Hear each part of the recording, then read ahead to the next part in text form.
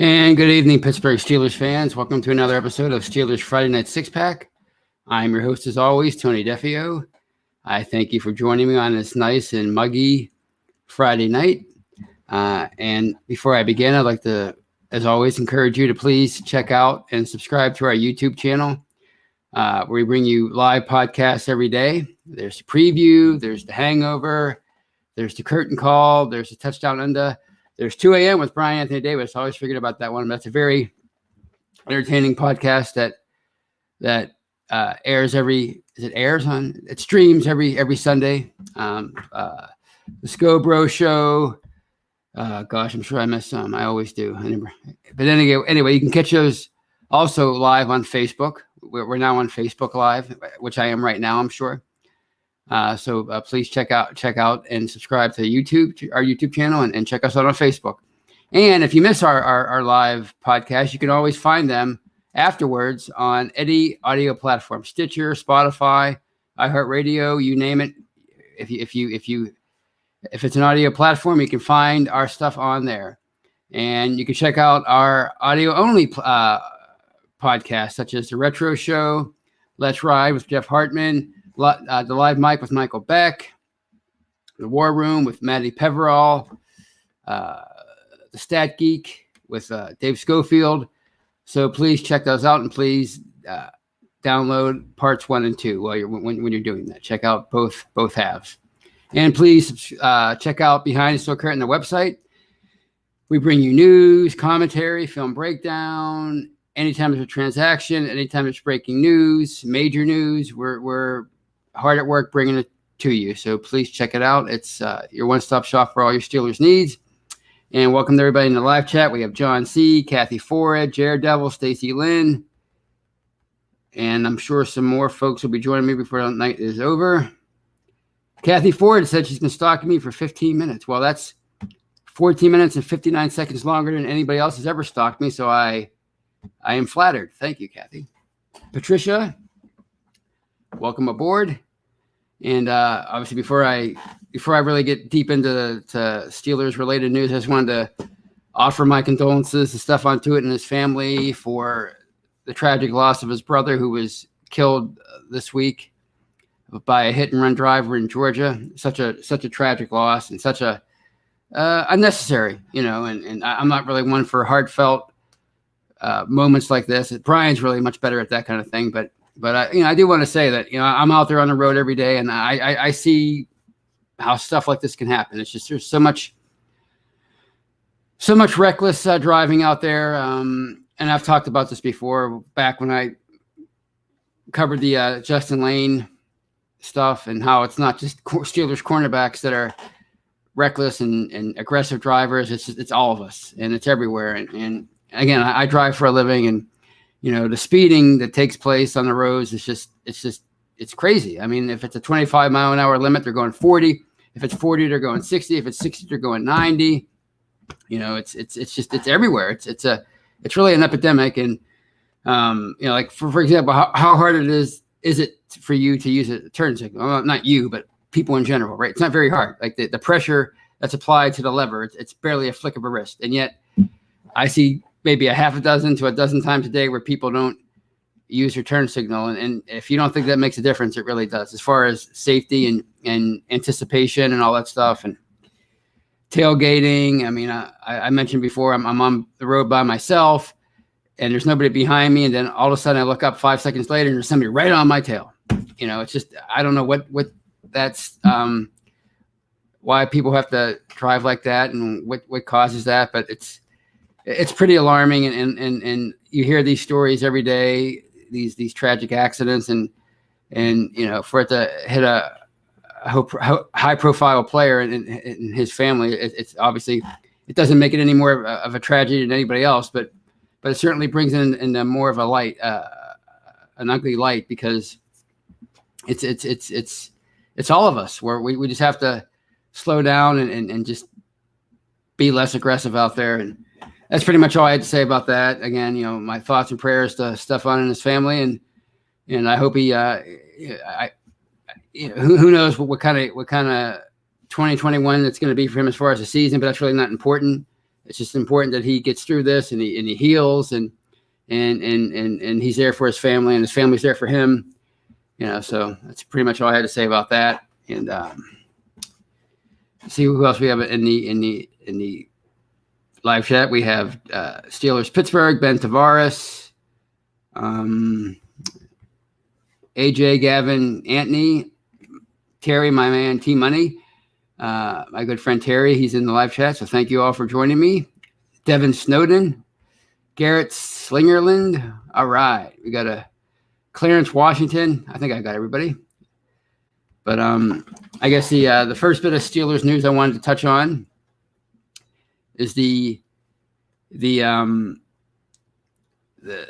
supposed visit, I guess the reported visit on Friday with the Steelers, or not the visit, the meeting, I should say, the meeting between the Steelers and free agent safety Malik Hooker, formerly of the Colts.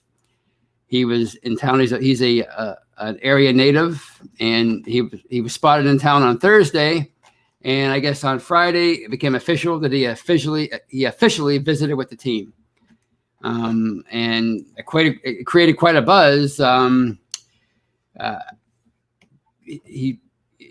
He's shopping around. He was a first round pick in 2017, and the Colts didn't pick up his 5th year option, and he became a free agent this year. He's shopping around. He's been visiting with a few different teams. Not much of a career up to this point. I don't know what if there's a bidding war for him, but I don't know if there should be, because I think he's played in 35 of a possible 68 games so far in his career. He's been really besieged with injuries. He's had a torn ACL, I believe, a torn meniscus, a ruptured Achilles tendon last year. So I don't know. I don't know what kind of a price he's asking for. I don't know what he's shopping himself around for. Maybe it's because he wants to be a starter somewhere. I don't know. But if anybody screams 1 year prove it deal on a cheaper incentive laden deal, it's Malik Hooker. Because he really, it isn't like he was a Pro Bowl player in between his injuries. He's pretty much been a nondescript player so far. 7 interceptions, I think 124 combined tackles. Not any Pro Bowls to speak of. So I don't know what his asking price is, but if I'm the Steelers, I'm not going to obviously overspend to bring him in here. I realize that they need safety depth. They have Antoine Brooks. They have the newly drafted Trey Norwood, Miles Killebrew, who's more of a special teams ace and maybe even more of a linebacker than he is the safety at this point. Am I missing anybody? The fact that I can't think of a quality backup or a proven backup anyway tells you a lot. But if they can get him in here at a decent price, I would welcome it. Yeah, they certainly can use some depth, and he has a pedigree. He is intriguing because he's 25. He's a former first round pick. Although I find it funny that people were on Twitter and Facebook saying, well, if they bring him in here, he could be Terrell Edmonds' replacement. Of course, I heard other people say that he's more of a free safety and a strong safety. Although some people think those positions are interchangeable, some people don't think that. And with all the hybrid and sub packages, and who knows, but it's just funny that people are like more intrigued by him than they are by Terrell Edmonds. And Terrell Edmonds is a more accomplished player. He's certainly more durable so far and through his first few years. But I think it's that perception that fans have that another team's player is always better than what you already have under your own roof. We'll see. Again, if they can bring him in here at a decent price, even if it's just a 1 year deal, then that's fine. He's still a big question mark, though. First round pick or no first round pick, he's still a big question mark based on his injury history. So we'll see what happens with that. AJ Gavin Anthony says that Hooker, who played at Ohio State, he was fun at Ohio State. Yeah, he was a good player back then. Yeah, but if they say you can't make the club in the tub, you can't make a difference if you're hurt all the time, and that's been his biggest problem. Nobody knows if he's really a special player or not because he hasn't really had a chance to prove it based on his health. We saw that at a much greater extent in 2015 and 2016 with Senquez Golson, who the Steelers picked in the second round out of Ole Miss, and he barely even participated in training camp because of his injury history. He certainly never appeared in the game. So if you can't stay healthy long enough to prove yourself, then how does anybody know if you're the real deal or not? So I don't know what anybody thinks about Malik Hooker, but again, if they could bring him in here on a cheap deal, then that's fine, because depth is certainly an issue, but you don't want to overspend for somebody like that. If he's driving his price up through all these visits, then if I'm the Steelers, I say, well, have a nice life. Good luck. We don't really want to spend. When I say we, them, not me. We meaning the Steelers front office. We don't want to spend that kind of money for a backup. And Ben Tavares says bringing him in doesn't make sense since they signed Killebrew. But really, Killebrew is more. I think Hooker's more of a pure safety, which is what they need as far as depth. Whereas Killebrew, I'm not sure if he can even play safety. He was basically Jordan Dangerfield for the Lions. He was a special teams guy. He really didn't do much as far as getting on the field on defense. And now he's more of a linebacker, or just as much of a linebacker as he is a safety, at least on as far as the depth chart is concerned. So, I mean, again, if they can bring him in here at a friendly deal, then go for it by all means. But don't engage in any kind of bidding war to acquire his services. It's just not worth it. So that's that topic. And I saw something in the live chat. It doesn't matter. But the thing I saw in the live chat was about Dwayne Haskins. Speaking of former first-round picks, he was the first-round pick of Washington in 2019, and he quickly fell out of favor basically after the first year. I mean, I think he showed up in great shape or better shape in the second year, but he still fell out of favor due to, I guess, some poor looks with his off-the-field behavior, showing up to nightclubs, partying without a mask and all that stuff. And Washington released him, and he signed with Pittsburgh in this spring. And of course, this past week at OTAs, Ben Roethlisberger really praised him in the media. He said he had the prettiest throwing motion he's ever seen. If he threw a ball through a car wash, it wouldn't even get wet. I don't know how much you can glean from that.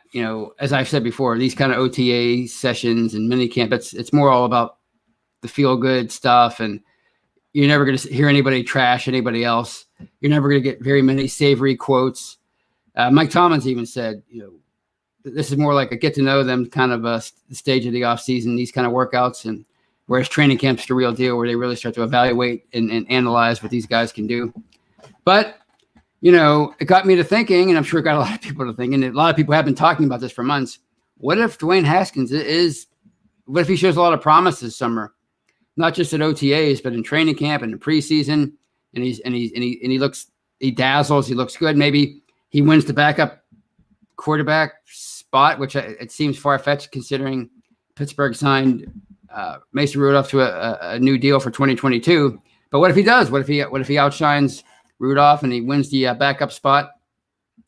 What do you do at the end of this year? Do you pay a player like Haskins a hefty sum? When I say hefty, I mean starter hefty, 15, 20 million, which you're probably gonna have to pay if you want him to be your starter. That's the going rate for your average starter nowadays in the NFL as far as quarterbacks. If you're the Steelers, are you going to invest that in him? Or are you going to give him a multi-year deal, a 1 year deal? It's intriguing. It's something that we're not going to really know the answer to until we get through training camp in the preseason and we see how they feel about him as the season progresses. But it is interesting because he has a great pedigree, and so far his only drawback, as far as we can tell, is his off the field stuff, which really it's not not horrific. It's stupid, I guess. I mean, people go to strip clubs all the time. NFL players go to strip clubs all the time, or at least they used to before the days of the camera phone. I'm sure they still find a way.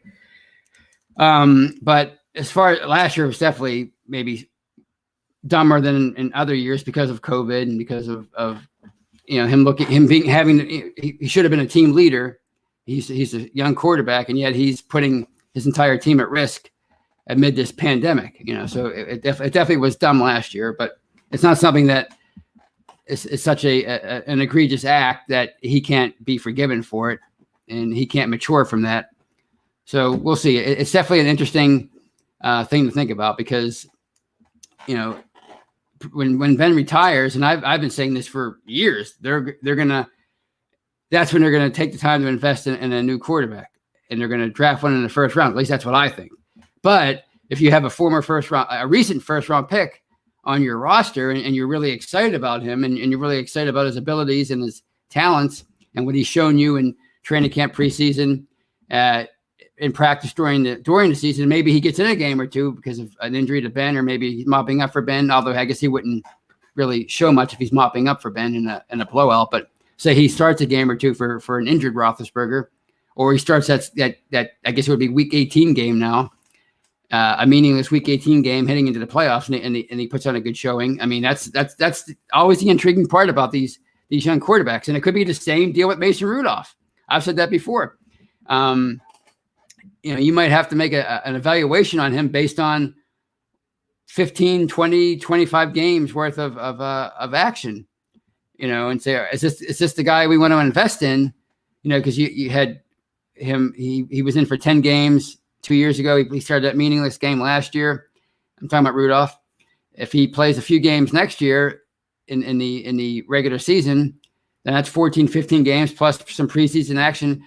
And then whatever he does for you next year, if he's presumably the starter next year, say Haskins doesn't dazzle this year and you move on from him, but you still have Rudolph next year and he's your starter and he does okay, you have to make a decision on him. Is he the guy that you want to move forward with? Is he the guy you want to pay that starter money to moving forward? Or do you want to go in a new direction and draft somebody in the first round or sign a notable veteran? So these things are intriguing, and this is what training camp's all about. And this is what we kind of missed out on last year because we didn't get to hear a whole heck of a lot about Rudolph or anybody else last year in training camp. And we certainly get to see him in the preseason because there was no preseason. Whereas this year they're going to have a preseason, and training camp might be open to the public this year. I don't know, but it's going to be an exciting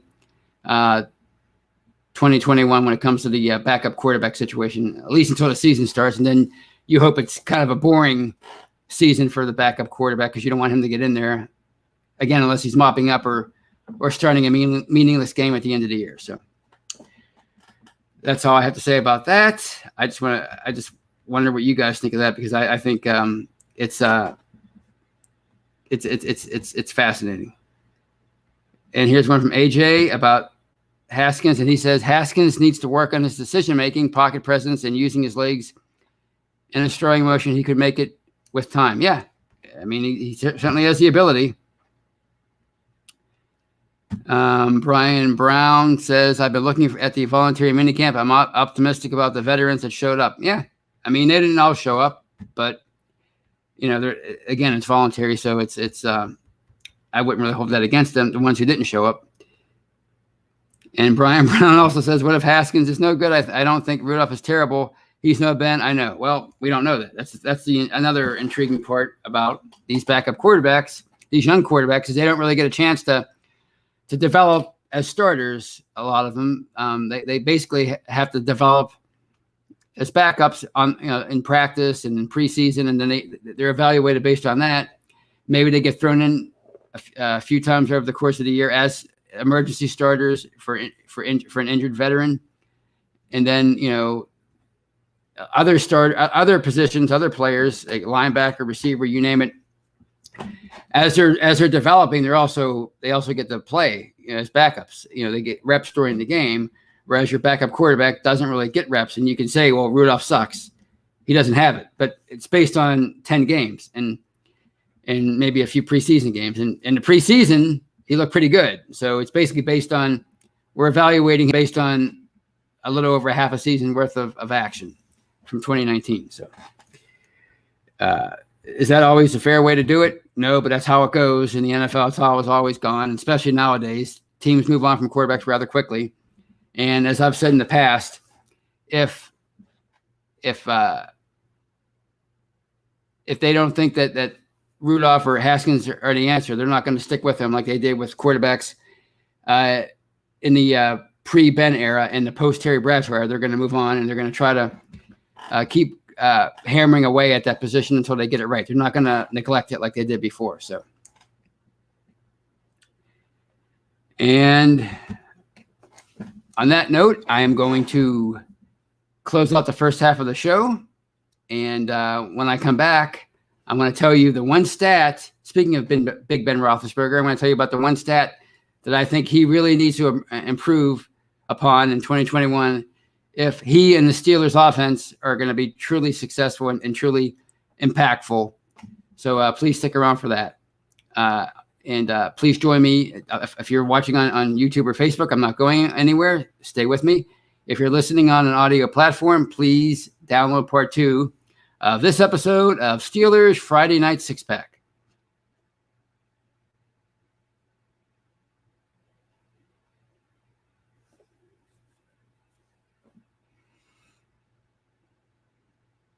And welcome back, everybody. Welcome back to the second half of this episode of Steelers Friday Night Six Pack.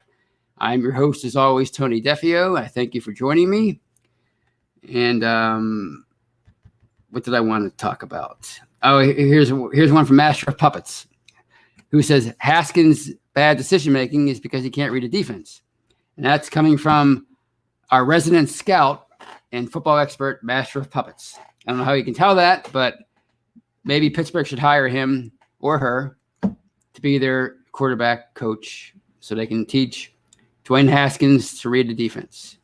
I'm sure he figured that out on his Home Depot board at home. I don't know how he knows this, but that's from the Master of Puppets, who he's so confident in his opinions that he doesn't even use his real name. So good for him. So on that note, I wanted to talk about the stat that I think Ben should really improve upon in 2021 if the Steelers are going to get anywhere, and that's average yards per attempt. And I never realized how important that was for quarterbacks and for NFL offenses as it pertain to Super Bowl success. But historically, it's huge. And Ben, he came into 2020, his career average was 7.7 yards per attempt, which is pretty healthy. I mean, it was a little higher in the Super Bowl years, but overall, that's a pretty healthy number. But last year, he dipped all the way down to 6.3. As we know, he was Mr. 2-yard pass in 2020, according to a lot of people. I mean, they really emphasized the quick pass. There's no getting away from that. There's no denying it. So, that's going to have to change, in my opinion, in 2021 if the offense is going to thrive. Because I think, if there's no threat of the big play, if there's no threat of stretching the field, if you're not consistently hitting those 15, 20-yard passes, people think of stretching the field, they think of the 50, 60-yarders, which obviously are important. And Ben certainly loves that. But I think those intermediate passes are important. And we saw very little of that last year. It was a bunch of little 3 or 4 or 5-yard passes or some bombs, but the intermediate stuff, you didn't see a whole heck of a lot of that last year. And I think that's one area where they need to improve upon. So if Ben can get back to his old ways, as far as getting closer to 8 yards per attempt than 6, then I think that'll mean the offense is more of a big play offense. And that probably will mean that they're using more play action. The running game's better. Because I think if you're averaging 8-9 yards per attempt, then that means you're throwing less. There's more big plays involved. You're getting down the field in chunks instead of just as I said last year, death by 1,000 cuts. That's how the offense kind of felt last year. That's how the passing game felt in a lot of ways last year. It felt like you're just like and it worked early on. It was cute when it worked early on, and we all ate it up because it was effective. But once it became ineffective over the last second half of the season, starting around Halloween, they never quite adjusted, other than in that game against the Colts, the penultimate game where they clinched the division. They came back from a 24-7 deficit late in the game, and they beat the Colts and allied everybody's fears, at least temporarily, that the offense would never get out of their funk. But he definitely needs to the offense as a whole needs to be more of a traditional big bend, big play kind of offense, where he's only passing 20, 25 times a game instead of 50. I don't think, and it's not because that's not effective. I think it's been effective in the past for him, but it's just not going to be effective at the age of 39. I think he needs to, it's this is traditional with quarterbacks his age at this stage of their career. It doesn't mean they can't win. It just means they have to rely on other people to help them. It's like I said last year after the loss to the Browns, it almost looked like Ben realized that he couldn't do it on his own anymore. Like, for so many years, he carried that offense. I mean, he had great Pro Bowl players helping him along. He had a great line. He had fantastic weapons, but there were times where he could put the team on his back and carry it. Whereas maybe he can't do that anymore. So he needs the a more innovative offense, a more aggressive offense, an offense that's more interested in running the ball, more inclined to run the ball and be effective at that. And I think that'll open a lot of things up, so, and as long as you have Ben there, you're going to have an incredible threat, because he still has, in my opinion, an NFL caliber arm, or he wouldn't even be in the league. And I think he would have retired if he didn't have the arm anymore. So that's the one stat that I think Ben really needs to improve upon next year. And I think that'll be better. That'll really greatly benefit the offense. So on that note, I just wanted to touch on one more thing, and that's the retirement of Tunsilkin. He announced his retirement last week after 23 years as a broadcaster, and before that, he played right tackle for the Steelers for 14 years. He was one of those players that came along right as the Super Bowl dynasty ended. He was a 1980 6th-round pick, and he was one of those unfortunate players, I think, that had to deal with that post Super Bowl success and that kind of malaise that the 1980s were. Not that it was a horrible decade. Up until that point, it was the second most successful decade that the organization experienced. But, when you're coming off 4 Super Bowls, it was quite the letdown for a lot of fans, I'm sure. And I'm sure it took the fan base maybe half of that decade to realize that there wasn't going to be one for the thumb. And those expectations remained up until people realized that the talent just wasn't there anymore. But Tunsilkin, he turned himself into one heck of a player, and he made 2 Pro Bowls by the end of the decade. He was one of the premier right tackles in the NFL by the end of his career, and he should be commended for the career that he had, because it was really a great career, and it was one of those careers that, had it occurred maybe in the 50s or the 60s, or maybe today, maybe in the 90s, maybe he would have been more decorated and more well thought of. But because it happened right after the Super Bowl, it's a lot of those players kind of played in the shadows of those 70s legends, and he was one of them. But he had a great career, and then he went on to have even, in my opinion, even better career as a broadcaster for 23 years. And his start wasn't easy, because it wasn't easy working with Myron Cope. Myron Cope, I don't know if people realize this, but as much as people made fun of him meeting players for not knowing the X's and O's, and I talked about that in the past, not knowing how to break down offenses and defenses, he often showed disdain for athletes being in the booth and trying to be in the media. He thought that wasn't their domain. That was the domain of the journalist.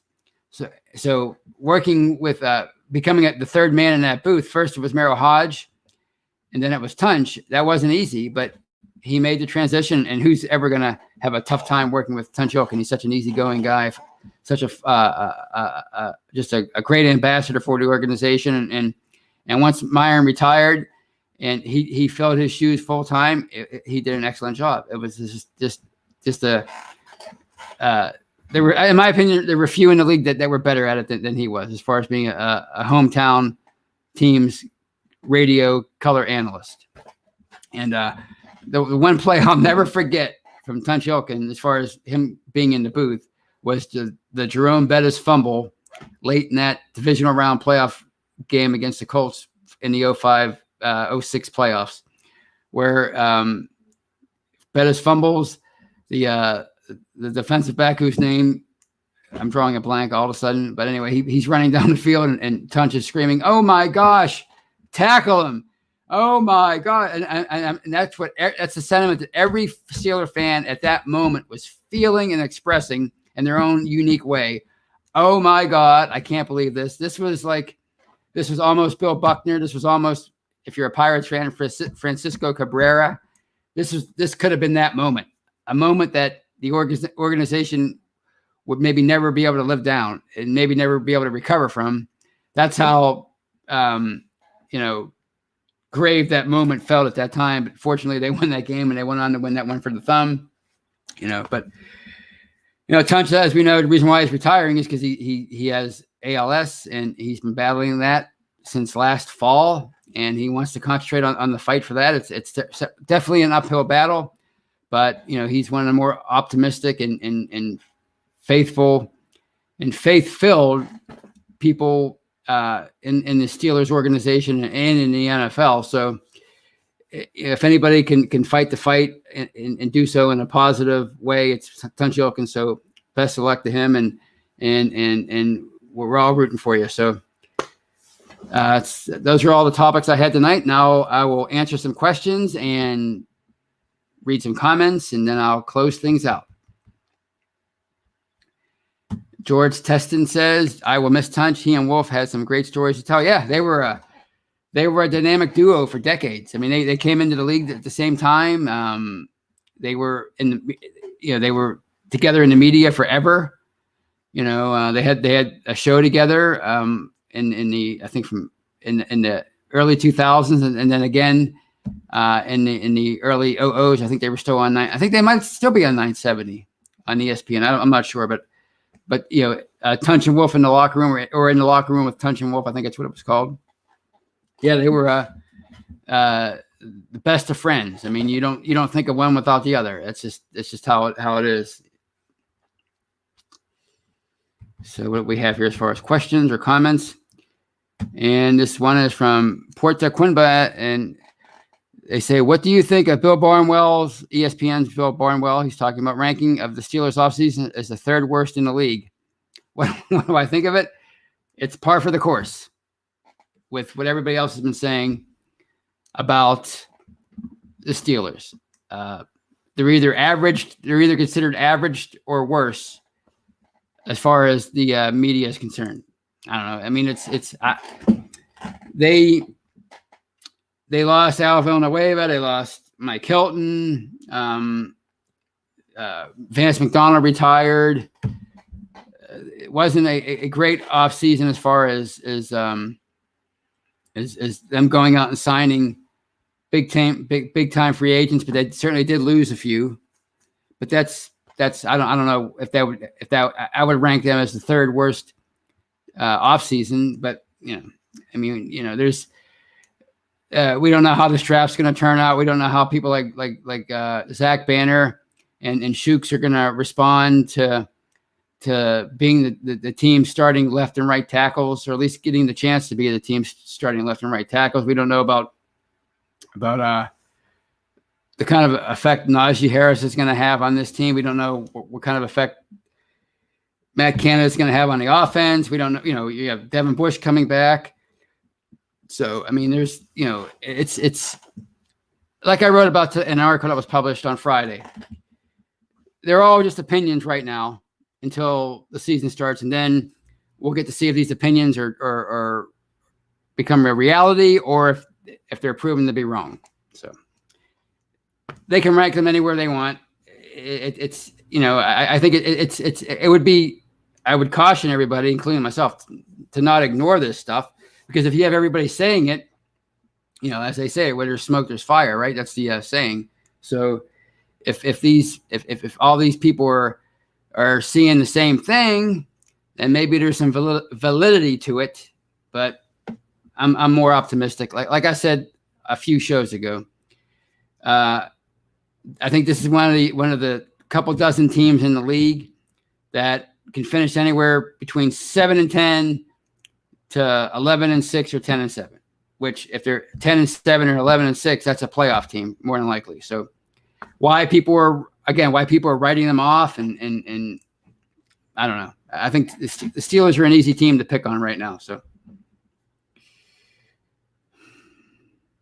Stacy Lynn says we have to wait and see. Steelers Pittsburgh says let those young men prove themselves. Exactly.